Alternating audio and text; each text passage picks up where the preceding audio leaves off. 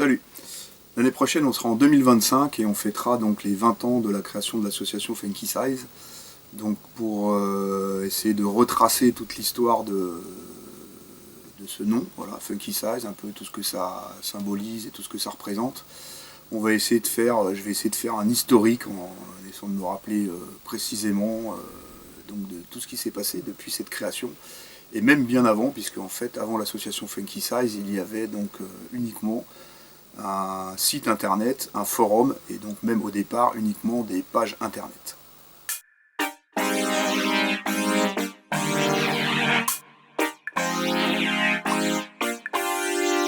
Alors la création de Funky Size s'est faite avec l'arrivée d'Internet. On était à peu près vers 99-2000, donc on a commencé à avoir accès à Internet.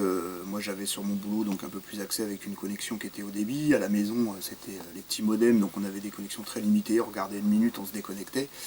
Mais en tout cas avec mon pote Nico, on a commencé à faire des recherches donc, sur cette musique qui nous passionne, donc le funk, et on a découvert qu'il y avait effectivement des sites qui parlaient de cette musique. Donc à l'époque il y en avait deux principaux sites qui s'appelaient WeGoFunk et Funkadelica. Et Nico me dit, bah tiens, il y a certainement un truc à faire, parce qu'en fait sur ces sites-là on parle principalement de la période 70 et très très peu en fait de la période Boogie 80, avec tous les artistes que nous on aimait et qu'on écoutait. Donc il s'est dit on va créer des pages, voilà, on va créer des pages internet et on va parler, nous, on va présenter les artistes nous qu'on aime et qui représentent pour nous cette funk musique des années 80, pour essayer d'avoir quelque chose qui est un peu plus large. Et donc il a choisi un nom, Funky Size. Pourquoi Funky Size? Bah du coup ça avait déjà un sens. Funky Size c'était pour dire qu'effectivement le funk était très grand, donc c'était la taille du funk, c'était quelque chose qui était une musique qui était immense et qui avait beaucoup de choses encore à découvrir en 2000, et que voilà, il fallait parler d'artistes dont on parlait peu, donc on est parti de cette base. Donc les premières pages ont été mises en ligne, dont une particulièrement, donc je me souviens, il avait fait une super présentation sur Lilo Thomas, un artiste qu'on aime beaucoup, donc avec ses 3 albums, et puis on parlait de Roy Johnson, de Kashif, même de groupes, il y avait Billy Ocean, il y avait, qu'est-ce qu'on avait, tous les grands classiques, bon, je ne vais pas tous les citer, mais on a fait des pages voilà, dans lesquelles on énumérait un peu tous les albums qui étaient sortis sur ces artistes, avec le nom des musiciens qui étaient derrière, les noms des choristes, voilà, tout ça alimenté avec les informations, les crédits qu'on avait sur les albums. C'était facile, voilà, on récupérait toutes les infos, on recoupait ça, on faisait déjà ça depuis un moment pour notre plaisir, mais on faisait ça chez nous. Et là on s'est dit qu'on allait partager tout ça sur des pages qui s'appelait, donc on pouvait trouver en tapant Funky Size, donc à l'époque on avait un nom de domaine gratuit qui s'appelait funkysize.fr.st. Voilà, tout est parti de là. Et puis il y a eu une première chose, un premier fait marquant, en fait moi je me levais le tôt, c'est facile de s'en souvenir, parce qu'en fait je venais d'avoir mon premier fils, en août 99, donc on se levait très tôt, et je me suis mis à réécouter la FM, alors que ça faisait bien longtemps que j'écoutais plus la radio, et mon pote Nico m'a dit ouais, il y a une super émission le dimanche matin, ça s'appelle Funky Jam, et il passe que du bon funk, en fait c'est génial, vraiment orienté funk 80 comme on aime et tout, ils parlent des références, ils ont des invités, c'est génial.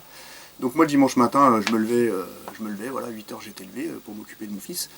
Et du coup, j'écoutais l'émission Funky Jam, voilà, super. Et puis de fil en aiguille, on a fini par appeler, et puis on a réussi à se faire inviter. Donc on y a été 2 fois, voilà, c'était en 2000. Et du coup, on a fait nos sélections, on a présenté nos artistes, on a fait une spéciale émission, spéciale 82, puisque c'était le son qu'on adorait. Et puis on en a profité pour parler un peu de Funky Size, puisqu'on avait déjà les premières pages en ligne. Donc voilà, on a fait un peu de promo comme ça, on en a profité aussi pour découvrir le monde des autres personnes, il y avait d'autres collectionneurs, plein de choses encore à découvrir. Et c'est à la période aussi où on a commencé à retourner donc chercher des disques, parce que moi j'avais mis ça un peu de côté, et on est retourné dans les conventions, donc les fameuses conventions de Bercy, où il y avait tous les vendeurs, plein de trucs à découvrir, des tonnes et des tonnes de disques. Pas toujours abordables, comme maintenant d'ailleurs. Et du coup, on est replongé dans cette culture qu'on aimait tant, et on est reparti pour un tour à la découverte de tout ça. Voilà, donc ça c'était le début de Funky Size, et puis après est arrivée l'époque des forums, et puis les premières soirées.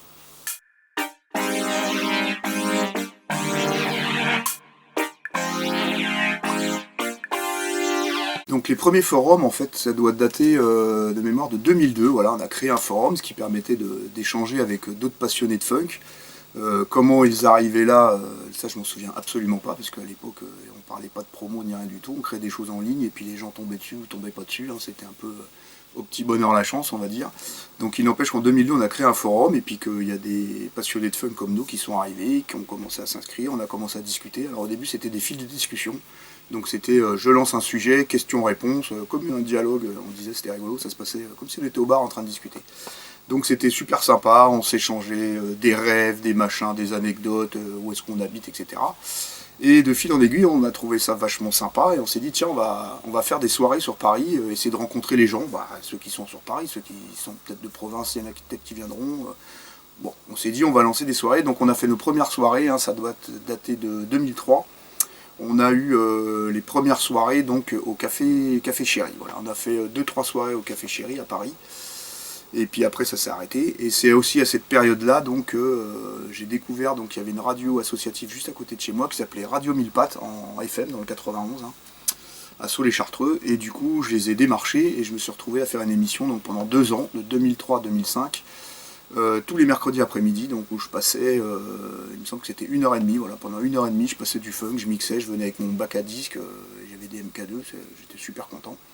Et du coup, je faisais mon direct tous les mercredis après-midi, j'enregistrais, et puis après je le partageais, je sais plus trop comment, mais bon, on partageait les sons, et donc c'était vachement sympa. J'en ai profité pour faire de la promo pour les soirées aussi en FM. Donc c'était vraiment les débuts. Voilà. Première soirée, premières émissions de radio. En 2005, ça s'est arrêté parce que la radio a fermé.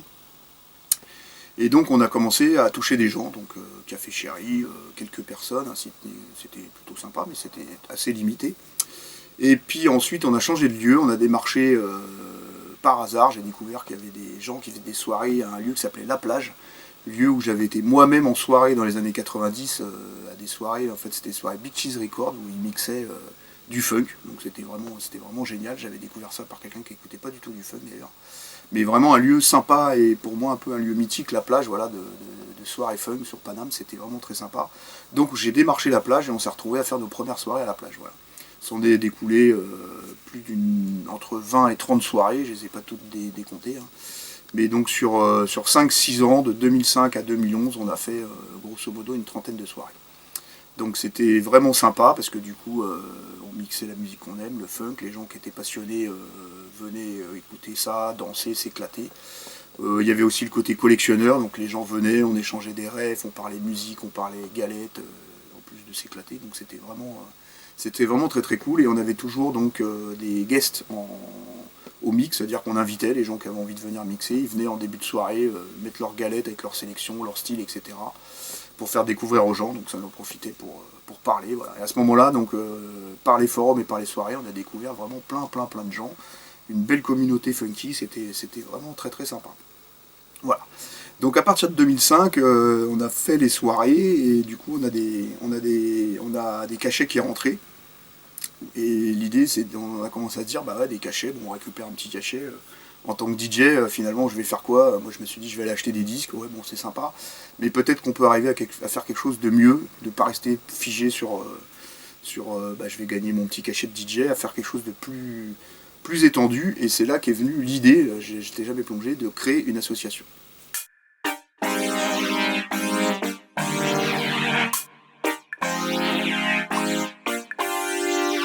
Donc la création de l'association Funky Size s'est fait en avril 2005, voilà, après quelques soirées qu'on avait fait à la plage, on avait récupéré quelques cachets, on s'est dit on va alimenter voilà, une espèce de pot commun et puis on verra, on n'avait pas trop d'idées mais on s'est dit voilà, on aura de l'argent, on verra ce qu'on en fait, est-ce qu'on peut...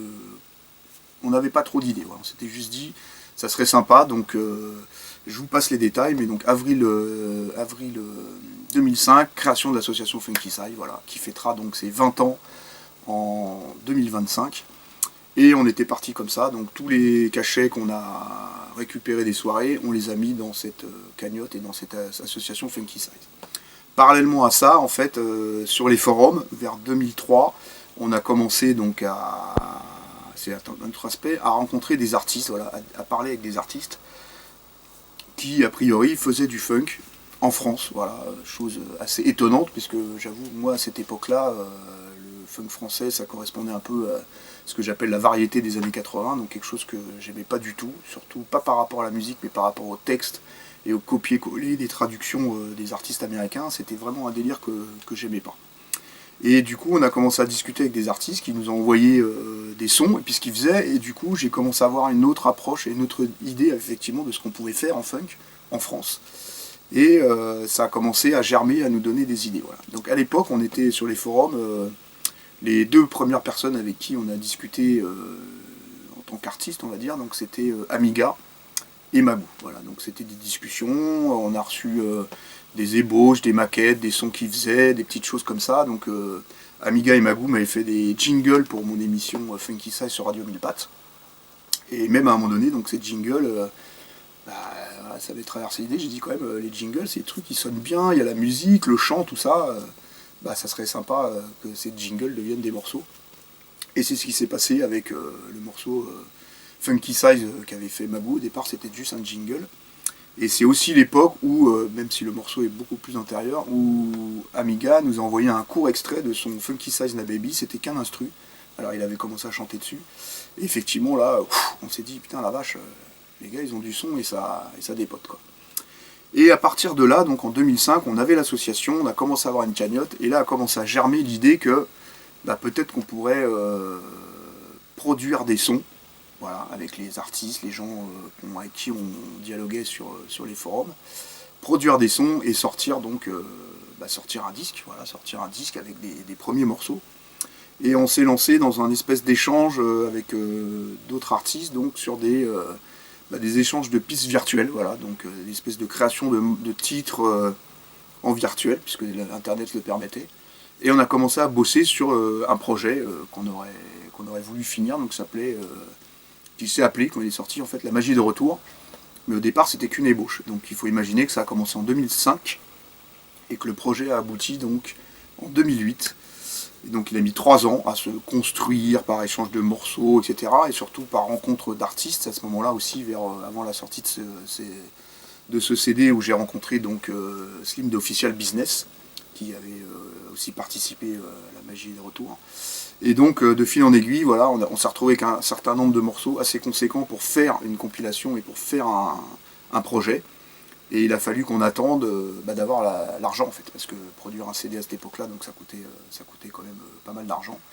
Donc on voulait le faire avec l'association et avoir les fonds. Moi j'avais demandé pendant 3 ans des subventions à ma ville et je n'en ai jamais eu.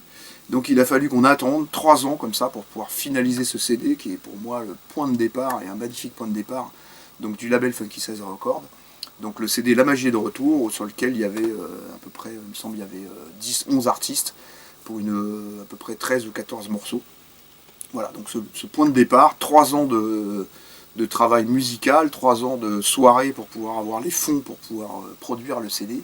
Et puis après, tout ce qui en est suivi, donc rentrer dans la production, les déclarations SDRM, comment est-ce qu'on fait des CD, créer les visuels. Voilà, donc un beau premier projet qui a demandé beaucoup d'investissement, mais en fait qui est le point de départ du label Funky Size Records, créé en 2008 avec la sortie de ce CD, La Magie est de retour.